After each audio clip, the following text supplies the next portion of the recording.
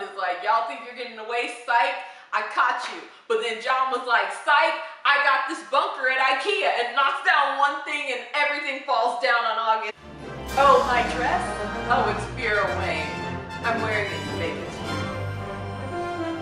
Like I said, her world is crumbling and her sense of security has completely crumbled. So I think where Sam was a few episodes ago, where he was talking about, I don't want to survive, Ernestine isn't in that place, but she's still in the same, she still has the same perspective. Is that, you know, there's nothing that I can do that will ensure my safety, that will ensure the security of my children, and that's really all she cares about, her and her own.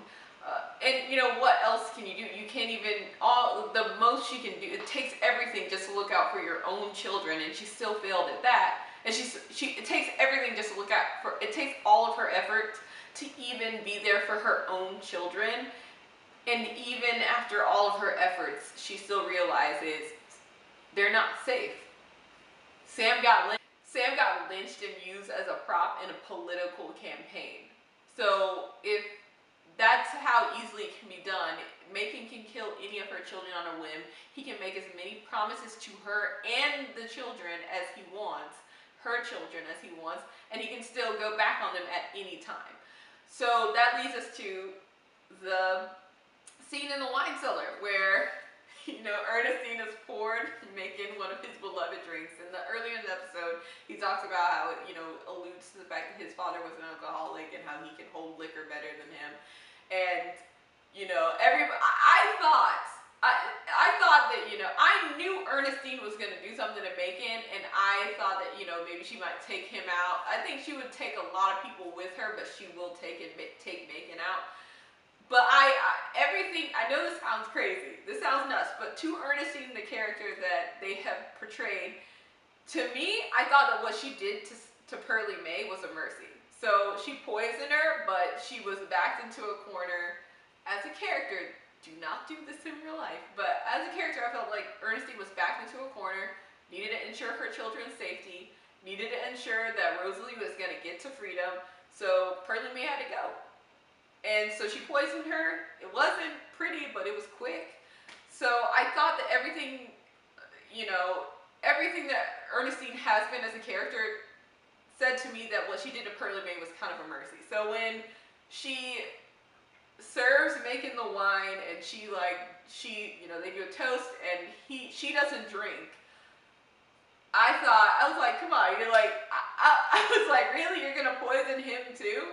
I thought it would be a little bit more poetic from Ernestine's point of view, because I always knew that she was gonna play it cool, get really close to Macon like she did, make him feel secure, and then she would strike. So Macon's talking about everything that they're gonna do. They're gonna they're gonna go off to Washington, they're gonna go to Washington, we're gonna go to Virginia, you can buy anything you want, you know, we're gonna go to private restaurants where we can both eat together. I heard Thomas Jefferson and Sally really love the place.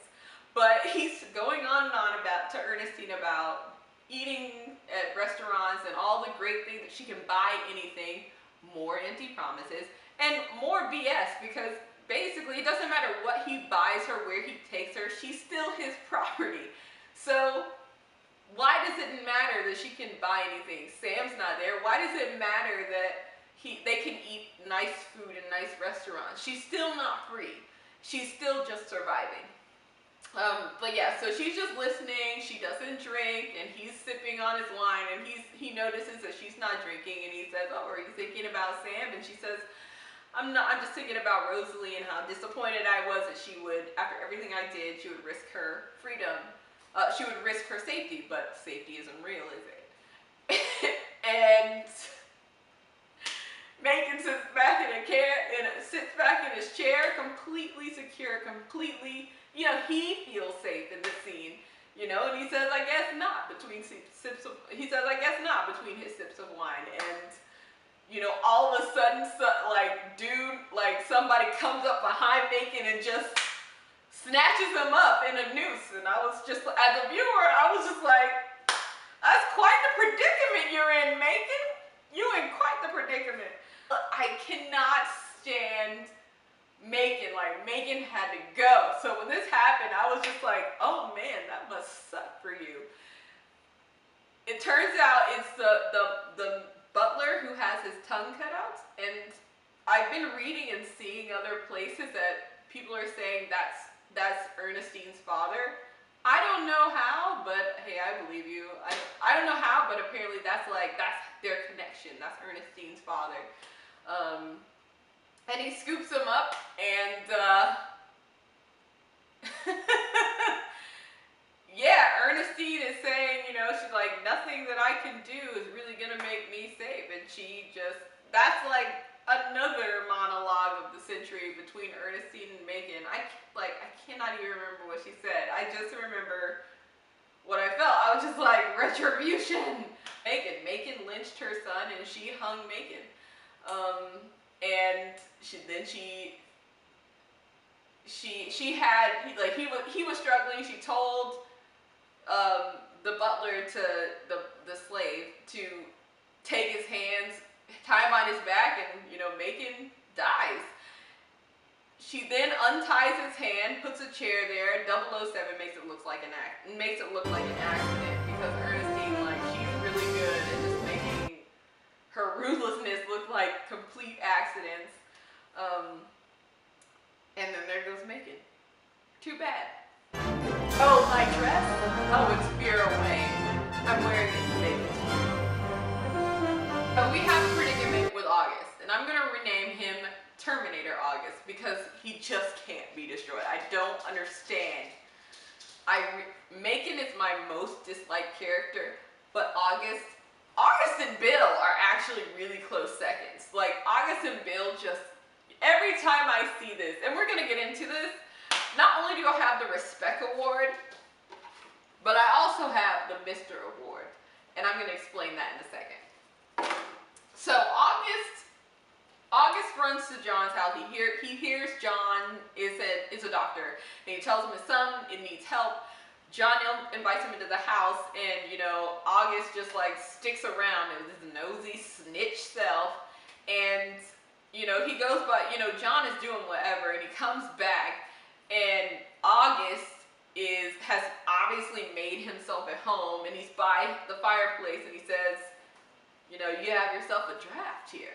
And you know, John just says, oh yeah, we remodeled this room, whatever.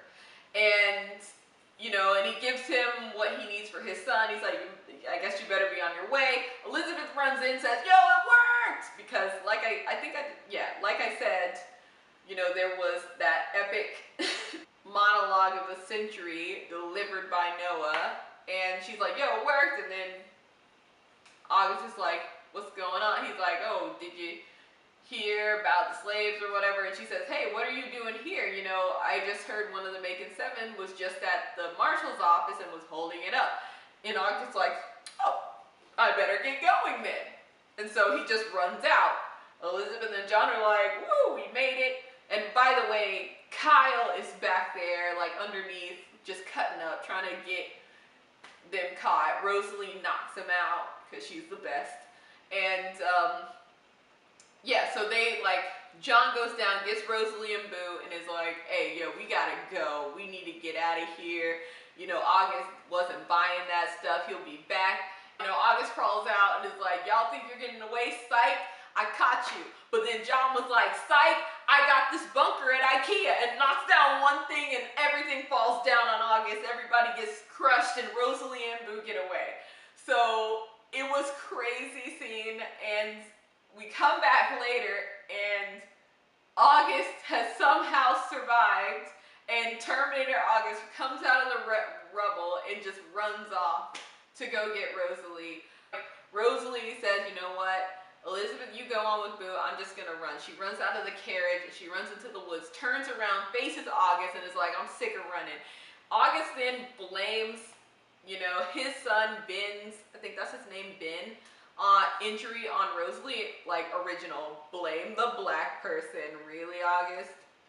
But yeah, he blames it on Rosalie. Rosalie's like, it's your own fault, and, you know, he, like, pulls the gun, but then you hear another gun cock, and you see that it's Elizabeth.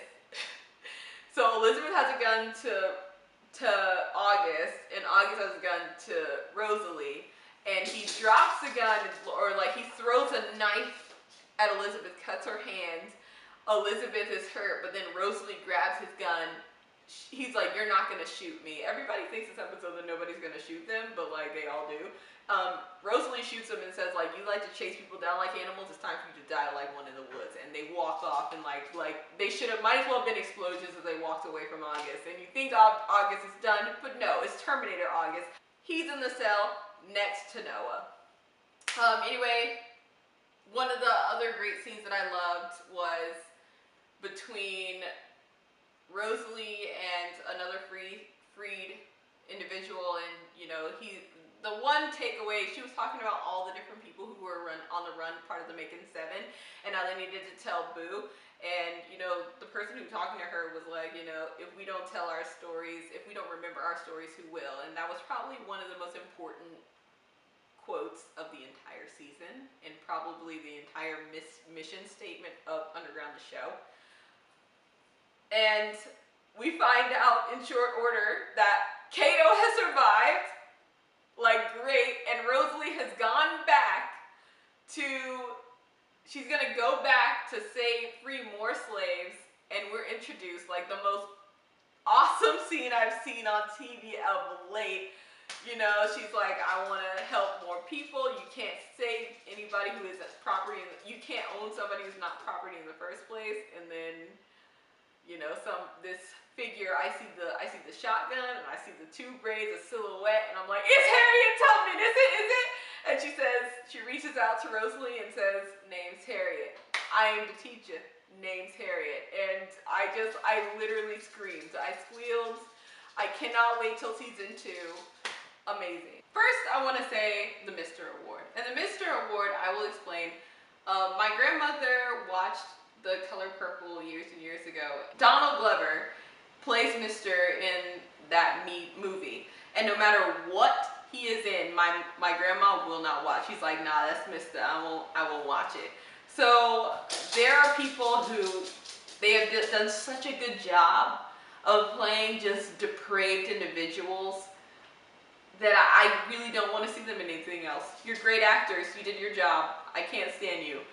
Maybe I'll get over it. I'll just decompress from the season of Underground. But the Mr. Award is a 3-way tie between August, Macon, and Bill. You've earned it. Congratulations. The RESPEK Award, I was really going to give to Ernestine, because she has done everything.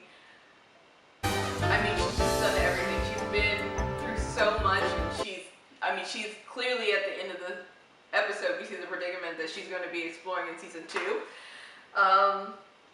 But I just want to give a RESPEK Award to this entire show, because I did not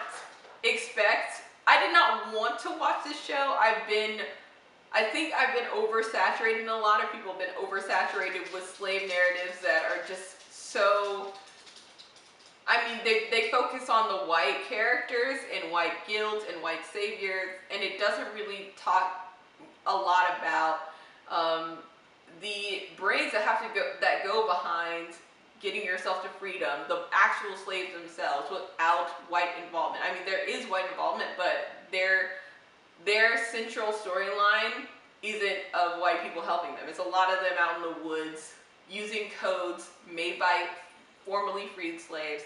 So I want to give Underground the RESPEK Award. I love the show. It's amazing. I'm actually going to mail this to the Underground Studios, and I hope you like it. I have ordained this bottle of Andre to be the RESPEK Award. You have earned it.